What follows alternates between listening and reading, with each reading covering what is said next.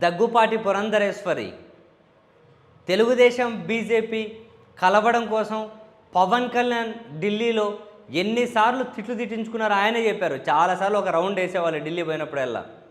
So ఆయన తిట్లు తిట్టించుకొని మొత్తం మీద వాళ్ళిద్దరిని కలపడంలో ఎంత పాత్ర ఉందో నాకు తెలిసి దగ్గుపాటి పురంధరేశ్వరి గారు కూడా ఢిల్లీలో చంద్రబాబును బీజేపీ నీడకు చేర్చడం కోసం ఆమె చేసిన ప్రయత్నాలు కూడా తక్కువేం కాదు. అండ్ అదే సమయంలోనే ఈ కూటమి తరపున ఎంపీగా పోటీ చేసి గెలిస్తే నెక్స్ట్ సెంట్రల్లో గవర్నమెంట్ వస్తే ఏపీ కోటాలో మహిళా కోటాలో కేంద్ర మంత్రి పదవి ఒకసారి కాంగ్రెస్లో చేశారు, వాళ్ళకి పవర్ పోగానే వాళ్ళని గాలికి వదిలేశారు.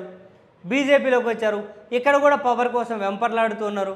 సో ఎంపీగా గెలిస్తే సెంట్రల్ మినిస్టర్ అయ్యే అవకాశం ఉంటుంది అని చాలా ప్రయత్నాలు, చాలా ఆలోచనలు.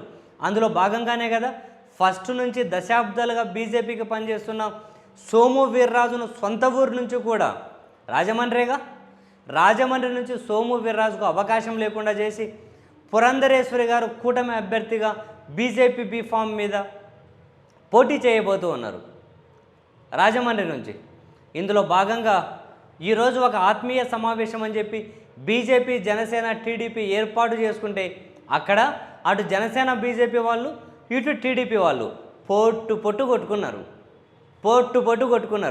ఇదైతే ఎక్కడైనా రిపీట్ అయ్యేది. కొన్ని దగ్గరలో కొట్టుకుంటున్నారు, కొన్ని దగ్గరలో తిట్టుకుంటున్నారు, మరి కొన్ని దగ్గరలో ఒకరికి మరొకరు సహకరించకూడదు అని చెప్పి నిర్ణయం స్ట్రాంగ్గా తీసుకున్నారు. ఈరోజు వాళ్ళు పొట్టు కొట్టుకుంటుంటే అది కూడా పురంధరేశ్వరి గారే సాక్ష్యం. ఆమె ఇట్లా కూర్చుంటే ఆమె చుట్టూనే కొట్టుకుంటున్నారు. అండ్ ఆమె వెనకల ఫ్లెక్సీ ఉంది పెద్దది, పురంధరేశ్వరి గారి ఫోటో వేసి వెళ్ళి టీడీపీ వాళ్ళు దాన్ని పట్టుకొని లాగేసి ఆమె ముందే చించేసి పీసులు చేస్తూ అంటే నోరు కూడా మెదపలే, సైలెంట్గా ఇట్లా కూర్చొని ఉన్నారు పురంధరేశ్వరి గారు. వెనకల ఫ్లెక్సీ చించుతూ ఉంటే ఆమె చుట్టూ పొట్టు దొబ్బుకుంటుంటే ఆమె ఫేస్ ఫీలింగ్ చూడాలి. అరే ఇప్పుడే ఇంత దారుణంగా ఉంది, వీళ్ళందరూ సహకరిస్తారా? సహకరించి నేను గెలుస్తానా? ఈ కూటమిలో ఒకరికొకరు మద్దతు ఇచ్చే పరిస్థితి ఉంటుందా?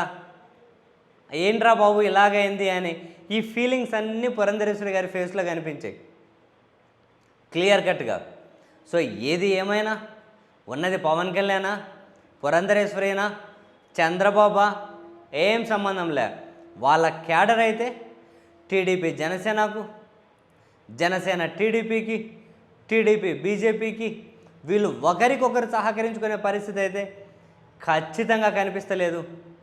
ఇక వీళ్ళు పోటీ చేసే స్థానాలలో ఎవరు ఎన్ని చోట్ల గెలవగలుగుతారో, కనీసం 1-2 చోట్లన్నా గెలిచి ఉనికన్నా కాపాడుకుంటారా, లేకపోతే తీవ్రమైన అవమాన భారంతో మొత్తం వీళ్ళు ఈ 2 పార్టీలు మరీ ప్రధానంగా జనసేన బీజేపీ పోటీ చేసే దగ్గర మొత్తం మెజారిటీ అన్ని కనుక ఓడిపోయి తీవ్రమైన అవమాన భారాన్ని మూటగట్టుకుంటారా?